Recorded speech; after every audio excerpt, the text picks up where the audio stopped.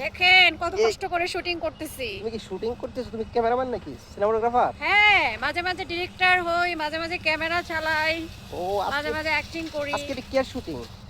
এটা আমাদের খুব সুন্দর একটা নাটকের শুটিং। গল্পটা খুবই চমৎকার। এটা এখন বলবো না, যখন দেখবে তখন। ও আচ্ছা আচ্ছা, তাহলে কি এটা বলবা না? তোমার হিরো কে আজকে? আমার হিরো এই যে হ্যান্ডসাম। হ্যান্ডসাম কে এটা?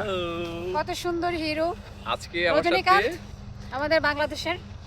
ও কি বাংলাদেশের রজনীকান্ত।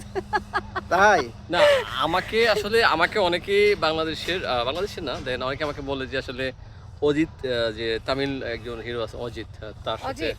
হ্যাঁ কাছে হ্যাঁ, পাকা ছোট ওই আছে। মিলের সাথে মানায় বলি না, একটা যেহেতু মিল আছে নায়িকা আর কি। ছোট, তো সে দ্যাটস ওয়াই সেই ক্ষেত্রে বলেছি। কারণ হচ্ছে যে রজনীকান্তের সাথে তো অনেক পিচ্চি পিচ্চি নায়িকারা কাজ করে, তো আজকে আমি পিচ্চি নায়িকা যে এই রজনীকান্তের সাথে কাজ করতেছি। আসলে গল্পে আমার নায়িকা বাট ঠিক আছে, বাট একটা পর্যায়ে দেখা যাচ্ছে কি সে তার যে এজ মানে 16 থেকে 20 এই বয়সে মেয়েরা আসলে বয়সন্ধিকালে একটা মানে মানসিক যে ব্যাপারটাকে মানে ওনারা ভেঙে পড়ে, তো ওই গল্পটাকে আসলে আমরা এখানে শেষ করতে পারেন?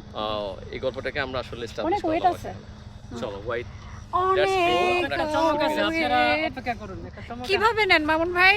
আপনি আসলে অনেক যাই জয় বাংলা। লাইক আরেকটা আছে এই কি কই যায়? হাই। এই তুমি আজকে কি রোল হিসেবে? she's new guy but good girl but she is a very talented actress. He's trying his best. Okay, so see you. দেখা হচ্ছে ওর সাথে আমাদের একাধিক গল্পে।